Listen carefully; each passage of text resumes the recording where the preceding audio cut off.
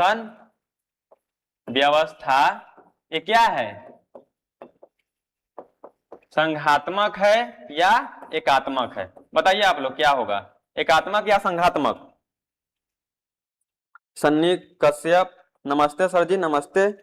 चलिए अपू सिंह बता रहे हैं कि संघात्मक है। क्या है? संघात्मक। तो वेरी गुड, आपका जो भारत का जो शासन करने का व्यवस्था है वह संघात्मक है। क्या है? संघात्मक। संघात्मक का मतलब कि जो आपका शासन करने की व्यवस्था है वो कई स्तर पे आपका बांटा हुआ रहता है। मुख्य रूप से आपका दो स्तर है, पहला नंबर में केंद्र सरकार, दूसरा नंबर में राज्य सरकार। उसके नीचे आपका पंचायत लेवल पे आपका भी सरकार है। क्या है? पंचायत लेवल पे आपका। लेकिन मुख्य रूप से दो प्रकार के, मतलब दो लेवल पे है। क्या है? दो लेवल पे है। चलिए बहुत बढ़िया, खुशी भी बोल रही संघात्मक है, यीशु भी बोल रहे हैं कि संघात्मक है। चलिए बहुत बढ़िया, तो आप लोग के पूरा जो आपका आंसर दिए हैं ये सही है। आपका क्या हो जाएगा? संघात्मक हो जाएगा। समझ गए? आप लोग पढ़ने में बहुत बढ़िया है जी, इतना बढ़िया पढ़ने में है ना। देखिए जो आपका शासन व्यवस्था क्या है? संघात्मक है। क्या है? संघात्मक।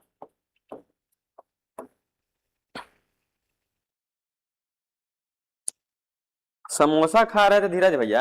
अरे छोड़ो ना, क्या दिक्कत है, भूख लगा लगा खा रहे होंगे।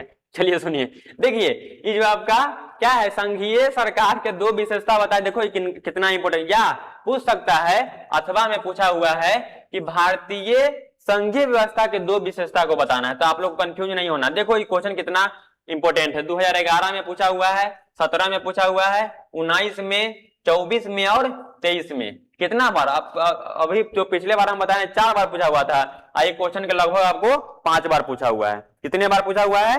5 बार पूछा हुआ है। समझ गए? चलिए इसकी जो संघात्मक शासन व्यवस्था है इसको हम क्या विशेषता को देखते हैं। देखिए भारतीय संघीय सरकार की दो प्रमुख विशेषता क्या है, निम्नलिखित है।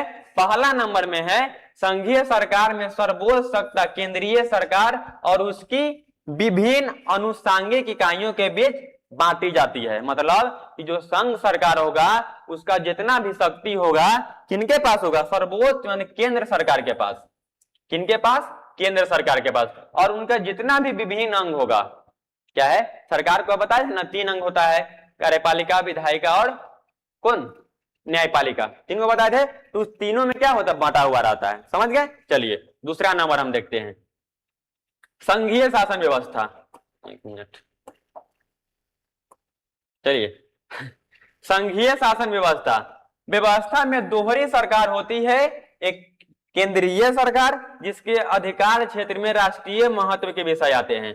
कौन सा महत्व के विषय आते हैं? राष्ट्रीय महत्व के विषय होते हैं। दूसरा आपका प्रांतीय या क्षेत्रीय सरकार होते हैं जिनके क्या क्षेत्र में स्थानीय महत्व के विषय है। क्या है? स्थानीय महत्व के विषय। मान लीजिए कि देश पर कोई परमाणु बम फेंक दिया है, तो उसको निपटारा कौन करेगा? केंद्र सरकार करेगा, ना कि क्षेत्रीय या प्रांतीय लेवल पे हो वो सरकार करेगा। समझ गए ना? तो मान लीजिए कि आपका संघीय व्यवस्था है, तो जो दो सरकार है, एक केंद्र लेवल पे है और दूसरा प्रांत लेवल पे है। तो ये जो होता है राष्ट्रीय महत्व का जितना भी काम है वो देखता है।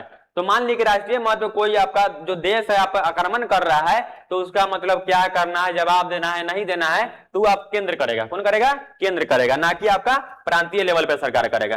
प्रांतीय लेवल के सरकार का क्या काम है कि स्थानीय महत्व, मतलब कि जो आपका आपके राज्य में आपके स्थान जहां पे आपका मतलब स्थानीय क्षेत्र है वहां पे आपका क्या क्या हो रहा है वो देखना है, जनता के समस्याओं को सुलझाना है। समझ गए? चलिए